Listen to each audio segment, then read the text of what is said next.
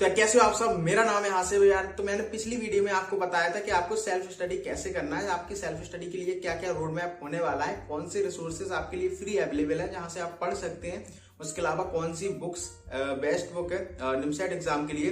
तो ये सारी चीजें मैंने आपको उस प्रीवियस वीडियो में बताया था। ये वाली वीडियो अगर आपने अभी तक नहीं देखी तो देख लेना। तो इस वाली वीडियो में काफी सारे बच्चे कमेंट कर रहे थे भैया हमें ये बता दो कि इसका सिलेबस क्या क्या है। ठीक है, क्योंकि सिलेबस देखो, अगर आप रीजनिंग की बात करो, जब आप फ्री पढ़ने जा रहे हो, ठीक है, तो आप यूट्यूब से पढ़ोगे, आपको रिसोर्सेस यूट्यूब पर ही मिलने वाले हैं।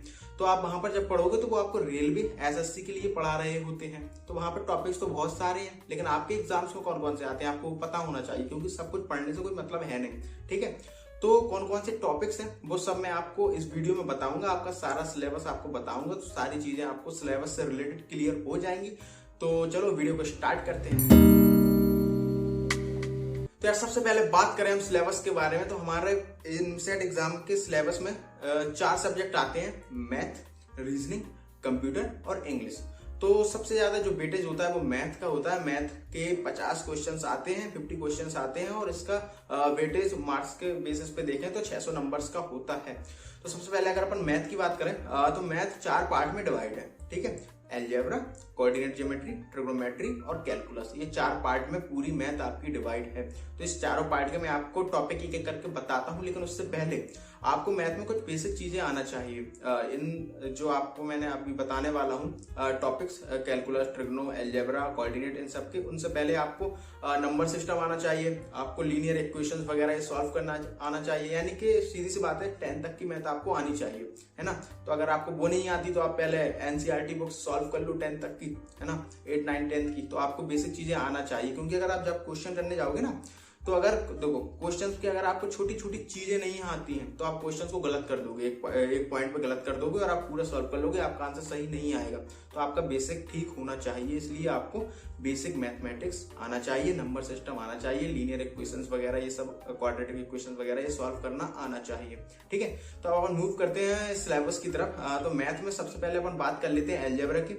और मैंने ये जो सिलेबस है इसमें मैं आपको ये भी बताया हुआ है कि आपको ये कितने दिन में कवर करना है, क्योंकि जब आप सेल्फ स्टडी कर रहे हैं ना, तो आपको एक टाइम लिमिट के अंदर ये चीजें सब फिनिश करनी है। ठीक है, क्योंकि जब आपका एग्जाम है अभी कुछ 10 से 11 महीने बच रहे हैं, तो मैंने उसी हिसाब से ये सारी चीजें अरेंज की हुई हैं, और जो मैं आपको ऑर्डर बता रहा हूँ आप उसी ऑर्डर में पढ़ना। तो ठीक है, सबसे पहले बात करते हैं आपके एलजेब्रा के बारे में।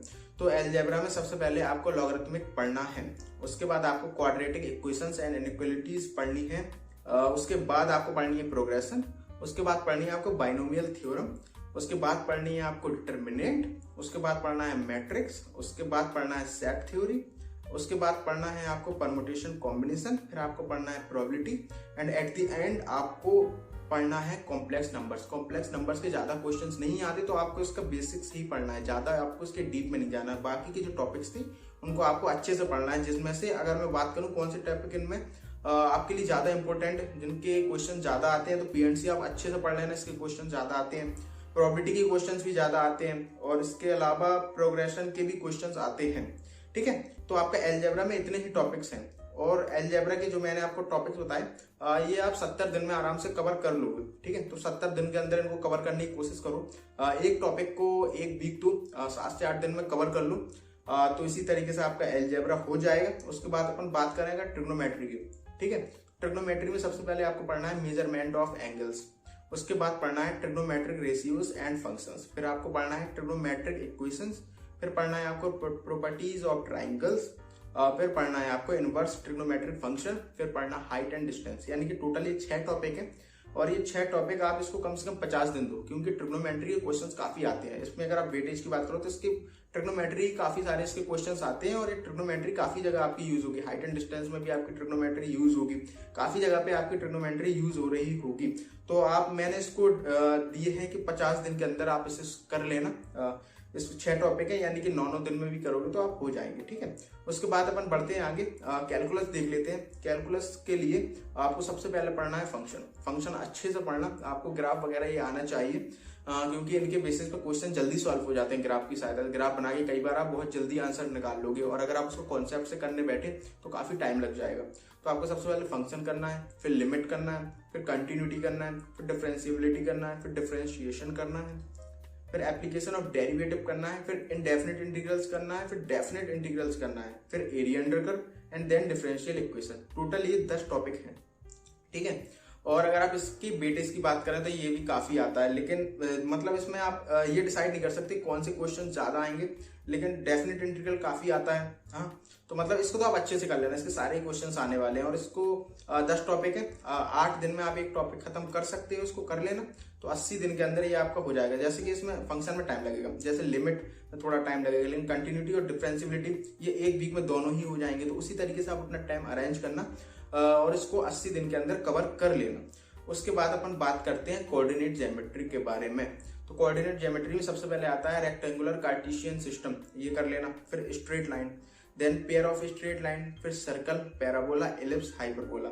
और इसमें टोटल आपके 7 ही टॉपिक आते हैं, तो आप ये 40 दिन में कर लोगे, ठीक है।